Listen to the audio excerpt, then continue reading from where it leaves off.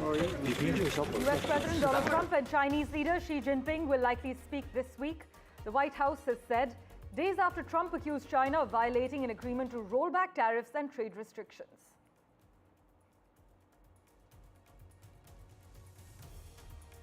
Sources indicate that Prime Minister Narendra Modi is unlikely to visit Canada for the upcoming G7 summit amid frosty ties between Ottawa and New Delhi. India is yet to get an official invite and is not keen to attend currently. Russian and Ukrainian representatives met for a second round of direct talks in Istanbul, but with little progress towards ending the war. Russia presented terms during the negotiations that highlighted its refusal to compromise on its long-standing war goals. And Russia is committed to delivering the remaining units of the S-400 air defense system to India by 2025-26. This is what the country's Deputy Chief of Mission has said, highlighting that the system performed very efficiently during the recent India-Pakistan tensions.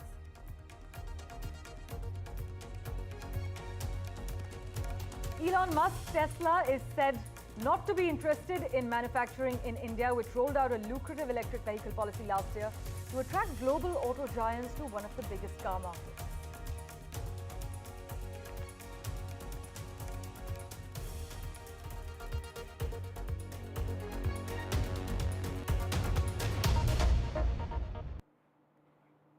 Our big focus, US Commerce Secretary Howard Lutnick has said that he is very optimistic about prospects for a trade deal between the US and India, adding that he thinks that trade negotiators have finally found a place that really works for both countries.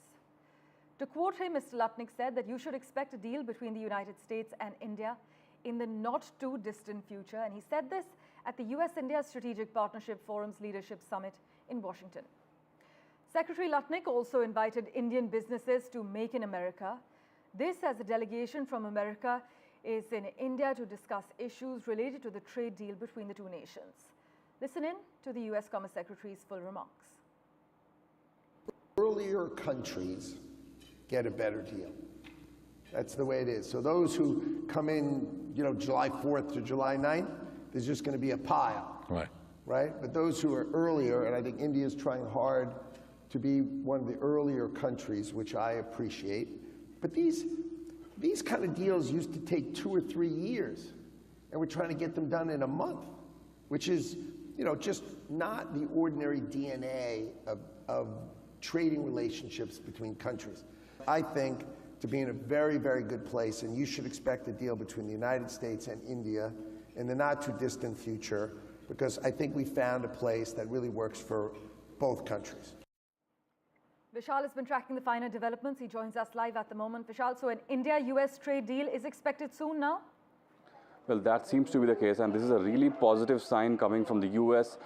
Please note that just day after tomorrow, June 5th, that is, there will be a high-level delegation from the US arriving in India to take the talks forward. There have been several parleys between both the sides, US and India. In the last few weeks and months, there have been several delegations sent from each side. Just a few weeks ago, Foreign Secretary was there, and a few days before that, the Trade Secretary was there, the Piyush Goyal was also there. So there have been several of these meetings. So they are sort of culminating into this positive sign now, and there could be a deal any moment, because Howard Lutnick, the Commerce Secretary of US, has clearly said that countries take years to reach these kind of deals, but India and US enjoy a very close relationship, and that is why this deal could be signed soon. And he has also hailed the ties between Donald Trump and PM Modi, saying that both the leaders are some of the rare leaders in the world that are elected by a popular vote. So that gives them a positive sign, and that is what has resulted in this scenario, which could result in a deal. Thanks so much for joining us with the breaking news information coming in. In the other crucial development we're tracking, US President Donald Trump and Chinese leader Xi Jinping will likely speak this week. This is what the White House press secretary has said, days after Trump accused China of violating an agreement to roll back tariffs and also the trade restrictions, as you're well aware. Local reports highlight that the White House has categorically said that the two leaders will likely talk this week, and this development is following the tension that flared between the two economic powerhouses over breaching tariff and trade restriction agreements. Just listen in to the full remarks from the White House. Sure. She asked about the potential call with President Xi. I can confirm that the two leaders will likely talk this week. And as always, when there are foreign leader calls, we will provide a readout of those calls. So we'll see you guys later. Thank you. Switching tracks, Russian and Ukrainian representatives met for a second round of direct talks in Istanbul, but with little progress towards ending the war. Delegations met for barely an hour and agreed to exchange more prisoners of war and return the bodies of 12,000 dead soldiers. Russia, in fact, presented terms during the negotiations that highlighted its refusal to compromise on its long-standing war goals. Russia's memorandum presented two options that both appear to be non-starters for Ukraine. In fact, Ukraine's defense minister, Rustem Umerov, has said that officials would need a week to review Russia's memorandum and decide on a categorical response. Meanwhile, Turkey's president, Recep Erdogan, has said that he hoped to bring together the Russian and Ukrainian leaders for a meeting with Donald Trump. We have a reaction from Volodymyr Zelensky lined up for you. Listen in. If Russia turns the Istanbul meeting into an empty talk, there must be a new level of pressure, new sanctions, and not just from Europe. We need to work on joint sanctions at the G7 level, including with the United States and with everyone in the world who wants peace.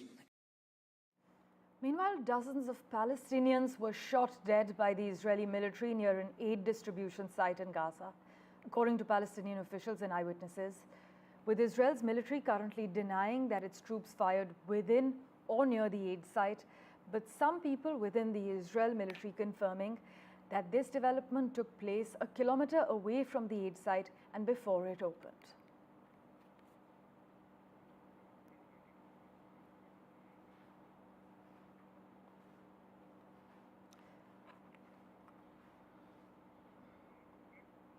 Moving on, Australian Deputy Prime Minister and Minister for Defence Richard Marles touches down in India today as part of his 4-day South and Southeast Asia tour.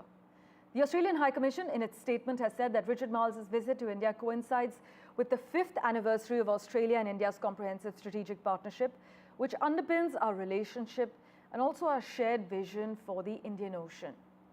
The Australian Deputy Prime Minister and Minister for Defence's visit also assumes importance, given that US Defense Secretary Pete Hegseth warned just over the weekend on Saturday at the Shangri-La Dialogue in Singapore about China's real threat in the Indo-Pacific region and urged allies to invest more in defense to secure themselves.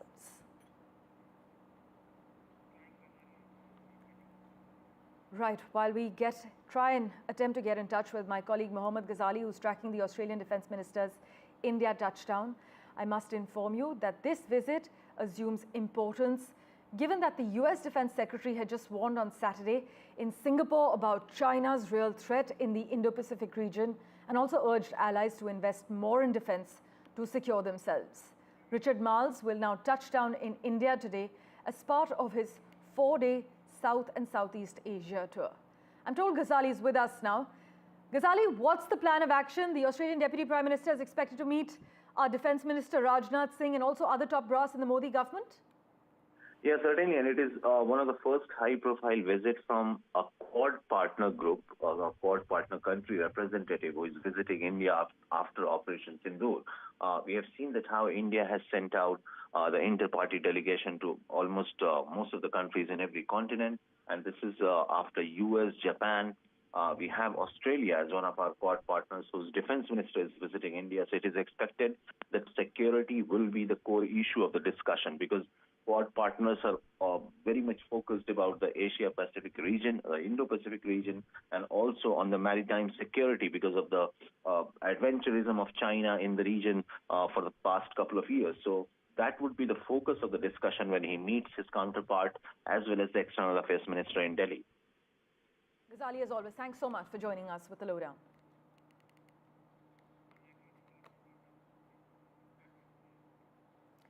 Meanwhile, Prime Minister Narendra Modi is unlikely to visit Canada for the upcoming G7 summit amid frosty ties between Ottawa and New Delhi.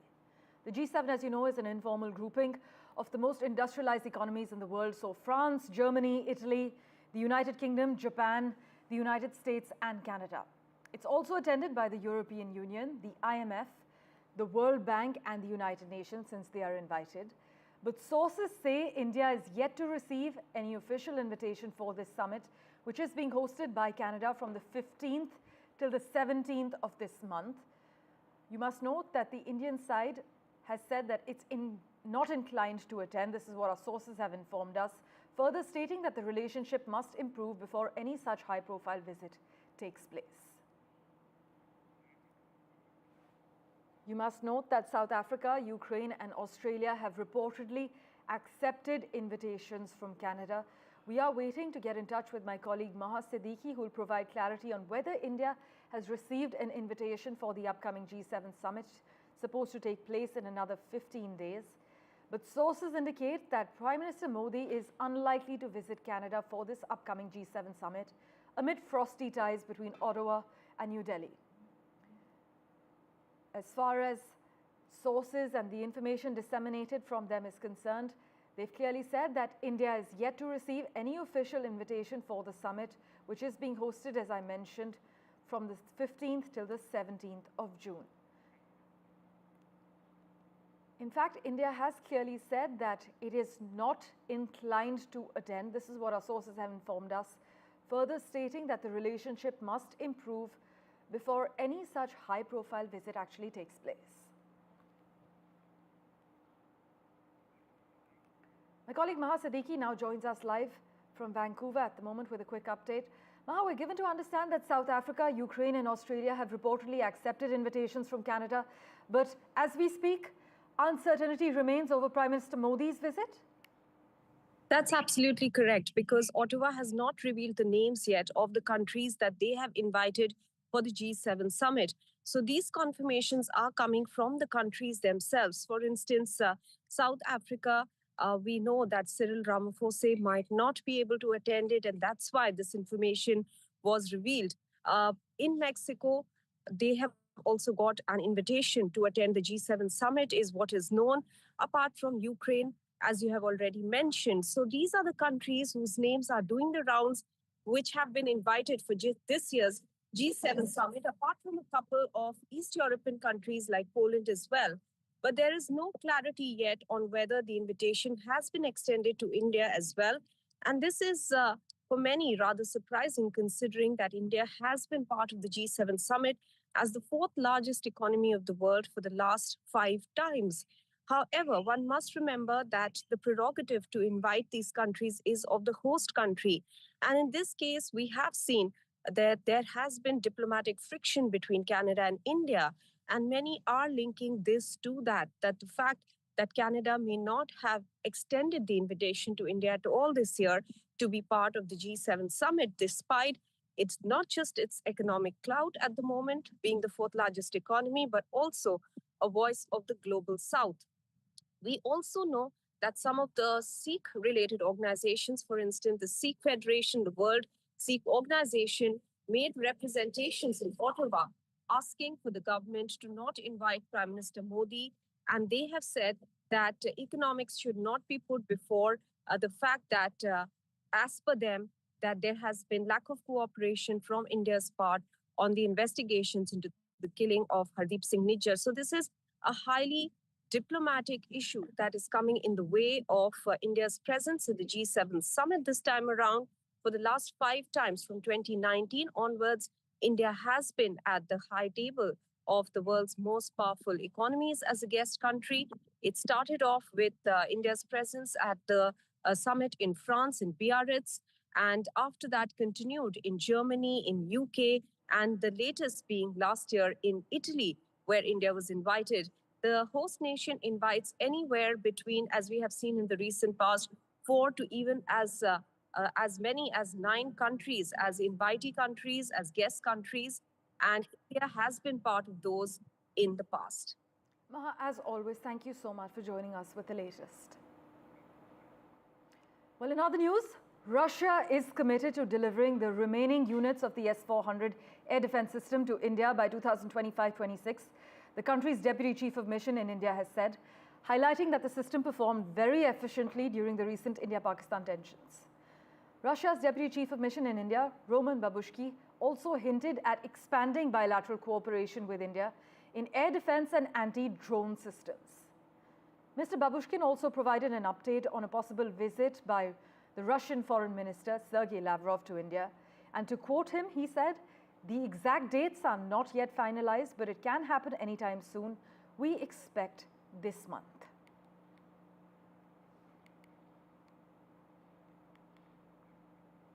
And with that, let's turn our attention now to the United Kingdom, where Keir Starmer has announced a major boost in defense spending. Britain has unveiled radical defense overhaul to meet the new threats. The UK is actually turning to tech, to drones, to data for modern military. The British Prime Minister has clearly said that we are moving to war-fighting readiness because Britain cannot ignore the threat that Russia poses. So UK is to build a dozen new nuclear-powered attack submarines. Up to 12 attack submarines are to replace the current fleet of 7. First, we are moving to war-fighting readiness as the central purpose of our armed forces. When we are being directly threatened by states with advanced military forces, the most effective way to deter them is to be ready. And frankly, to show them that we're ready, to deliver peace through strength. Meanwhile, turning to home ground, Tesla is not interested in manufacturing cars in India, but is keen to have showrooms to sell its vehicles, Heavy Industry Minister H.D. Kumaraswamy has said. Officials say the EV giant's plans is focused on importing cars into the country amid indications that Tesla is eyeing concessions under the India-US bilateral trade agreement to sell cheaper cars in India without any commitment to manufacturing locally. Listen in to what H.D. Kumaraswamy, the Heavy Industries Minister, had to say, followed by Tushar's report. Government of India wanted to encourage big global car makers to manufacture electric vehicles in India.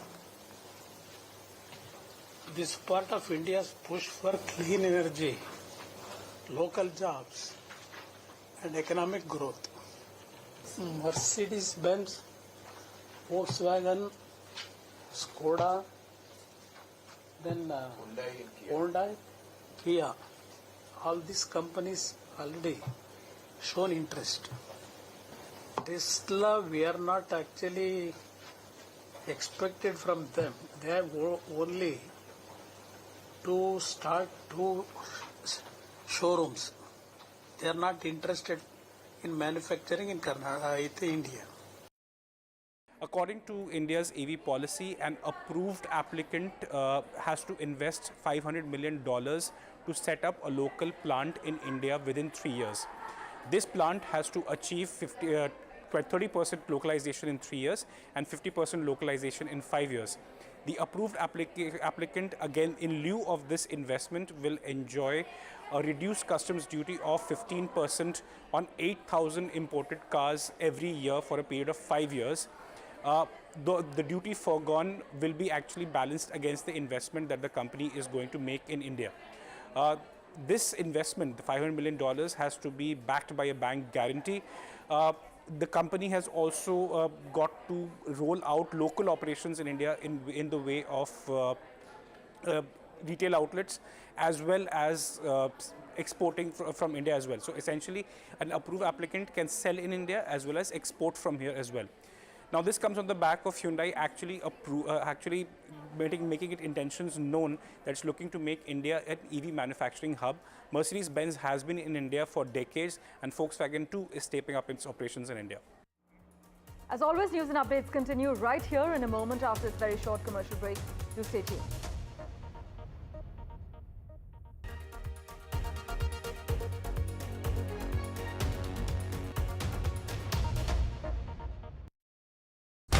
When facts are fragmented, we put the pieces together.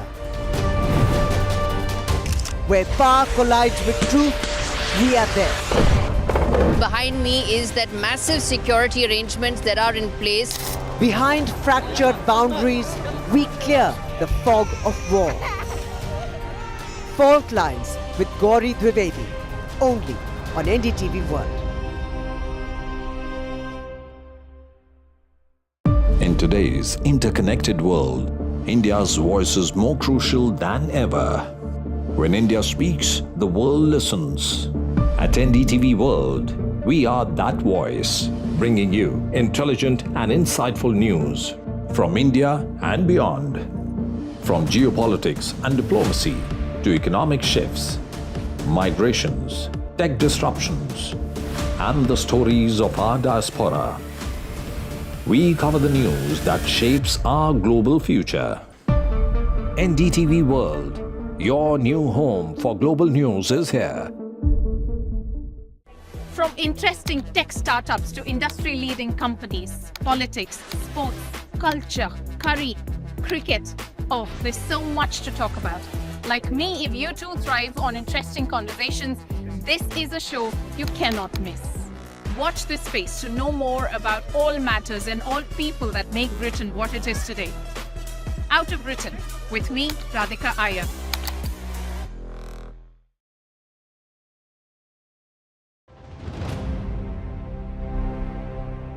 2003 is when Munna Bhai MBBS happens to you. Right. Dr. Asthana. And then in 2009 is when you become virus in Three Idiots. And then you make a directorial venture through Mehta Boys. Right. It has been quite a journey. Yes. But these two characters were particularly those which are seen as iconic. Would you say that they reshaped your entire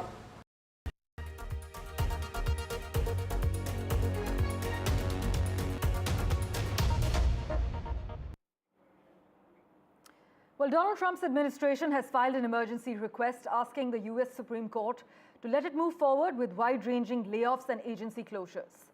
This request comes as the lower court has put the brakes on the administration's efforts to reduce federal jobs. Well, switching tracks, the capital in India was overtaken by a burst of color, a burst of cheer, and unapologetic pride. The spotlight was on personal journeys of acceptance, policy-level inclusion, and workplace equality. NDTV brings you a glimpse as Pride Month kicks off.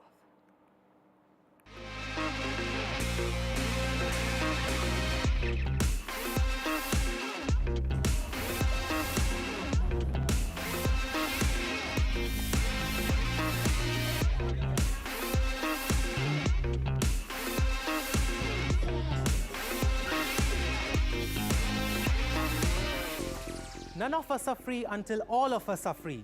These are the words by the trailblazing queer rights icon Marsha P. Johnson. June of every year is celebrated as the International Pride Month. It is to commemorate the protests held by members of the LGBTQ community against a police raid that took place at the Stonewall Inn in New York City on the 28th of June, 1969. Queer people and allies all over the world don their best and most fabulous selves and participate in multiple events and marches celebrating their most authentic selves. You will start noticing your go-to brands change their logos and decor to rainbow colors. It is to show support to the LGBTQIA+ community, a support that I believe should be all year around and not just in June. Pride Month is also a reminder to be more inclusive and accepting of the queer people, as even today many parts of the world still criminalize and discriminate against gays, lesbians, bisexuals, and transgender and queer folks.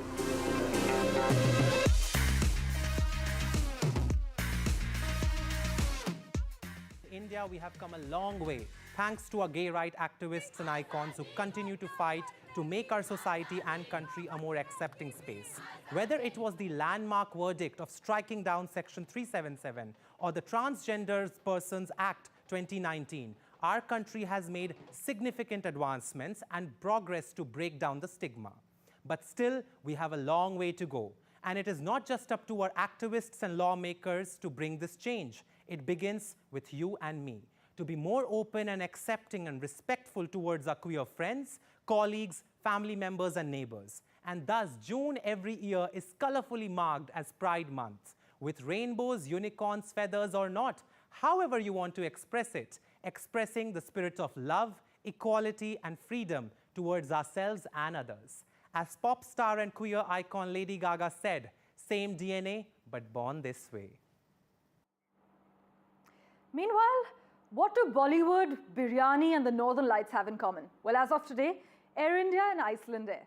In a move that's got both frequent flyers and curious explorers buzzing, Air India and Iceland Air have signed a code share agreement, which is actually fancy aviation speak for let's team up and make travel easier. And this announcement dropped at the 81st International Air Transport Association annual AGM in New Delhi. But I'll tell you what the deal is. If you are in India and have ever dreamed of chasing the Northern Lights, you can now book a ticket with Air India and hop onto an Iceland Air flight from major European hubs like London, Frankfurt, Paris, Amsterdam and Copenhagen, all under one booking. No confusing airline switches, no check-in headaches, just pack your thermal wear and go. And the reverse, well, Icelanders and other European tourists can now use Iceland Air to book tickets directly to Delhi and Mumbai, where Air India takes over, offering direct flights into India's cultural core. So whether it's the Taj Mahal, Kerala's backwaters, or a bowl of spicy chaat, they've got easier access than ever before. This partnership covers 15 routes across India and Europe, so yes, this isn't just about volcanoes meeting Vindhyas, it's about building a seamless air bridge between India's booming tourism economy and Iceland's growing appeal among Indian travelers. But it's not just about bucket lists. It's also about trade, culture, and a quiet aviation strategy at play. So what does this mean for you? Well, shorter travel times, simpler bookings, and possibly cheaper fares. Slipping into a quick break, news and updates continue in a moment. Thanks for watching.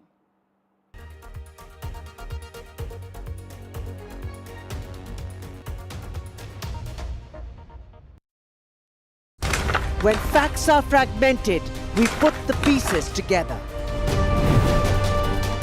Where power collides with truth, we are there. Behind me is that massive security arrangements that are in place. Behind fractured boundaries, we clear the fog of war. Fault lines with Gauri Dwivedi, only on NDTV World. In today's interconnected world, India's voice is more crucial than ever.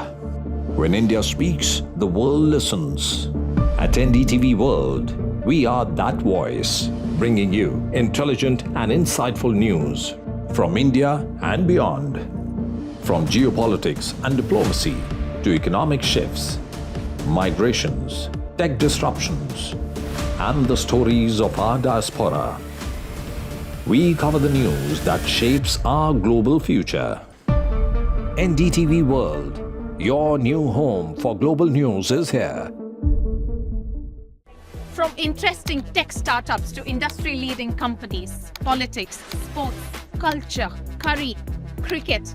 Oh, there's so much to talk about. Like me, if you too thrive on interesting conversations, this is a show you cannot miss. Watch this space to know more about all matters and all people that make Britain what it is today. Out of Britain, with me, Radhika Iyer.